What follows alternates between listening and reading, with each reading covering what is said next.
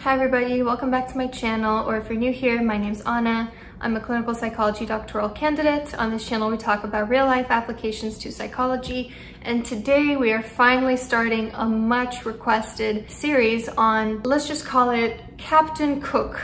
I really want this video to be family friendly, not necessarily 18 plus.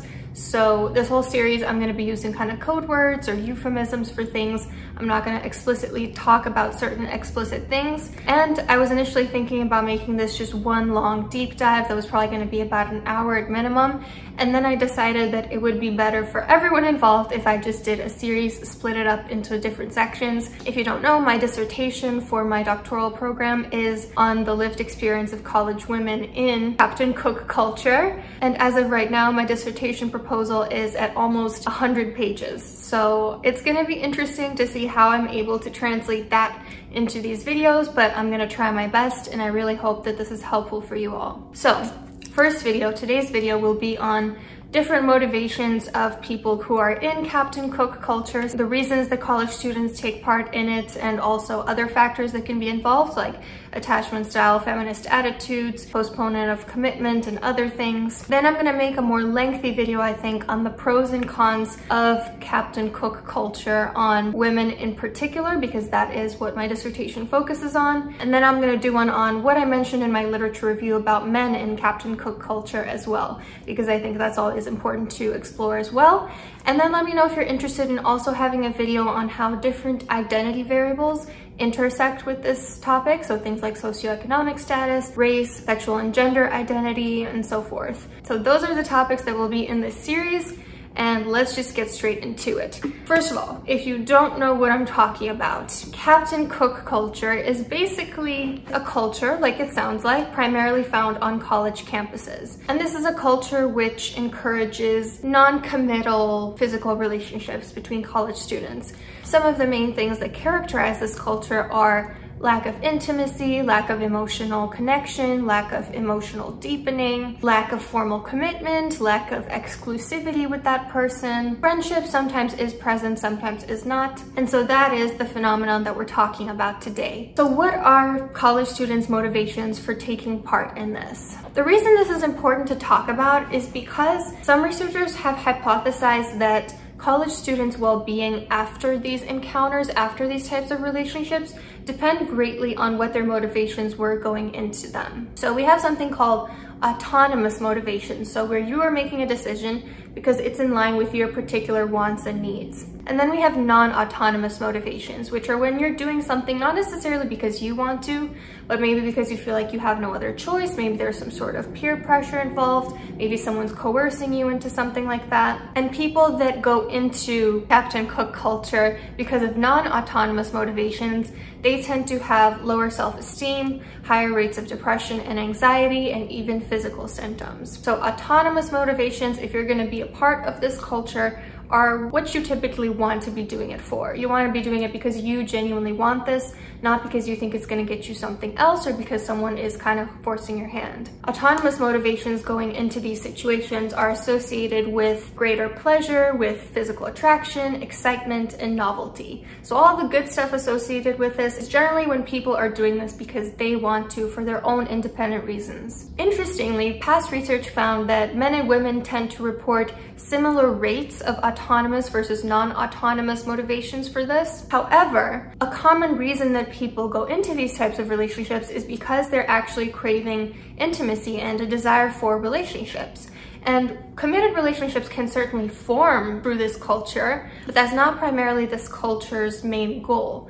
Actually, the culture's main goal is the complete opposite: lack of intimacy, lack of commitment, lack of exclusivity. So arguably for people that go into casual relationships because they want a more committed relationship, that can actually put them at greater risk because they're not necessarily doing it for reasons that are in line with casual relationships. They're not necessarily going into these situations because they specifically want that. The type of attitudes that people have towards physical relationships can also play a huge role in what outcomes they have. So for instance, in one study exploring first semester college students' meanings of commitment and physicality, they found kind of three clusters of college students' attitudes towards it. They found those who were the committers, and that was 74% of participants, who believed that if you're physical with someone, that means that you love and trust them. There were the flexibles, who were about 20% of participants, who viewed physicality as something that can hold great meaning and connection within a committed relationship, but doesn't necessarily have to if it's not a committed relationship.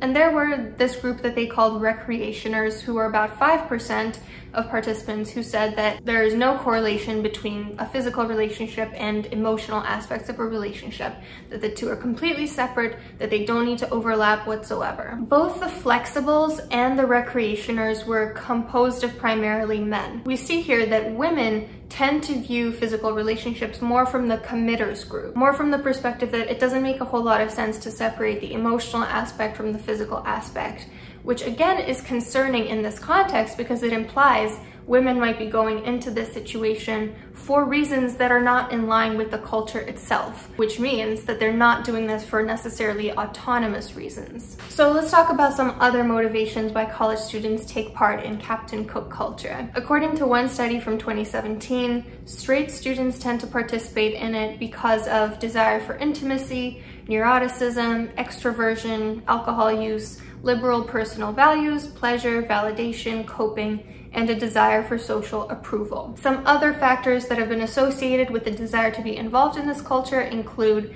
past experience with it, the attractiveness of the potential partner, so how attracted you are to them, non-religiosity, Caucasian background, and divorced parents. In terms of personality, those who are more impulsive and sensation-seeking do tend to go into this more. And of course, intention to participate. People who intend to participate, that's a pretty good predictor that they're going to participate. What's interesting about all these different things that I mentioned is it's kind of hard to pinpoint what exactly they are.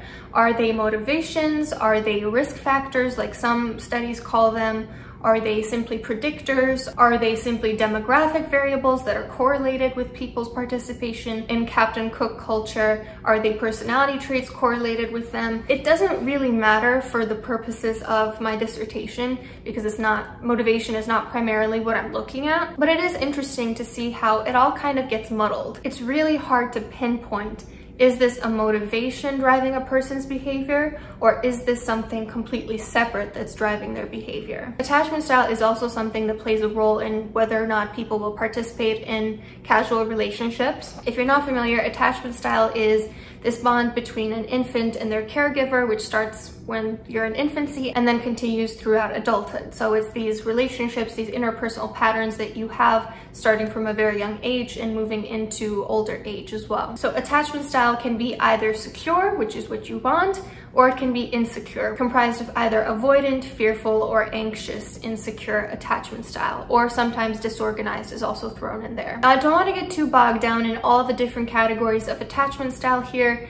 but I do want to highlight a couple things. So for that, you have to understand this idea of attachment anxiety versus attachment avoidance. Attachment anxiety means you're anxious if you aren't feeling attached to someone, if you don't feel that connection, if you're worried they're going to leave you.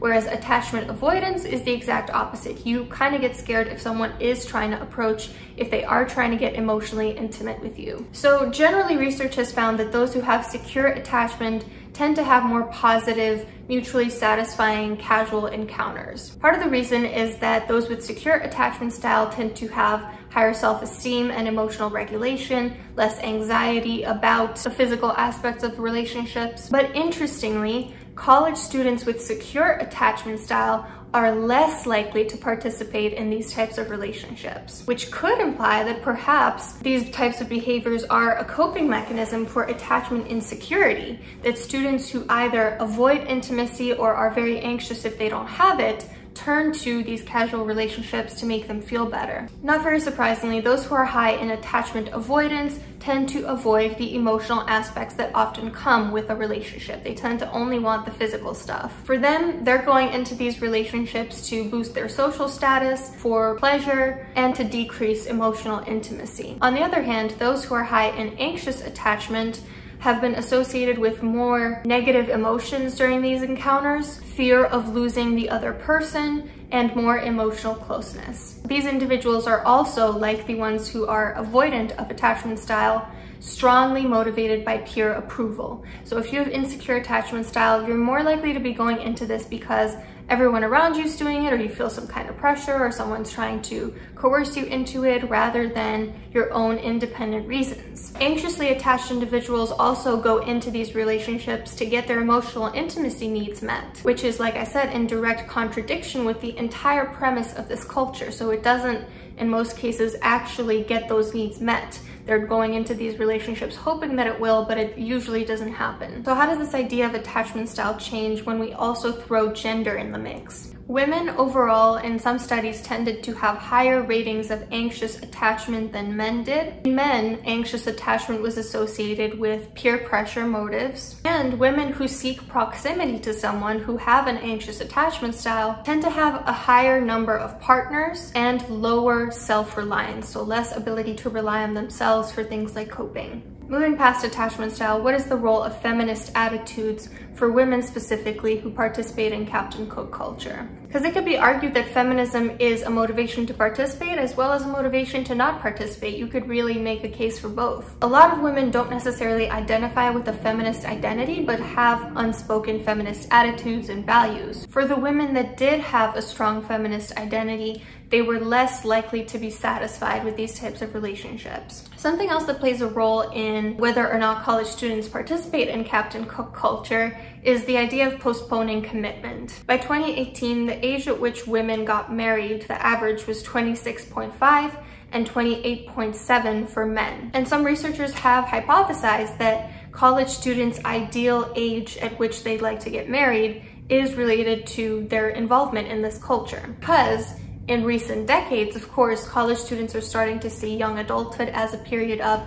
self-development, exploration, experimentation, rather than committing and starting a family and all that stuff. And indeed, this was found to be true by the study. They found that those who had a higher age at which they wanted to get married participated more in this culture. However, these findings did depend on demographic variables. So depending on race and gender, people didn't always find this pattern. And there's one more factor that plays a role in whether or not people are going to get involved in this culture, and that is something that I am trying to figure out how to use a code word for this. Adult entertainment. I hope this doesn't get demonetized. So that has also been found to be connected to these types of behaviors. So those who took part in watching that type of entertainment tended to participate more in Captain Cook culture. And this has huge implications that would probably be a dissertation in and of itself to explore, because this particular type of genre has been associated with objectification of women, greater aggression towards women, more accepting attitudes towards the R word, and greater likelihood to pay for certain services. Within the context of committed relationships, this has been associated with decreased satisfaction physically, lower commitment, more cheating, and more feelings of betrayal on the partner's end. And whether or not you agree with it, that's simply what the research says. It's not quite clear the effect that people watching this genre has on non-committal relationships, but it is clear that people who watch this type of stuff do tend to go into physicality more casually. And because they tend to consume this type of content,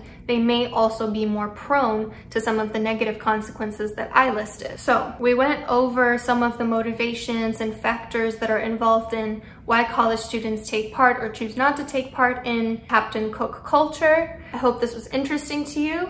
Next time, I'm going to be talking about the pros and cons for women specifically of taking part in it. And that's probably going to be the bulk of this series, and I think the most important and interesting part. So I hope that you like that. Also, I wanted to mention that now that I'm, applying for internship and classes and practicum started back up, things are really starting to amp up. And I'm considering doing kind of a shorter series where I just answer one specific question in depth. So if you feel like you have a really interesting question that would merit a whole short video, put it down below and I will definitely consider that for this series. Hope you have a great day. See you next time.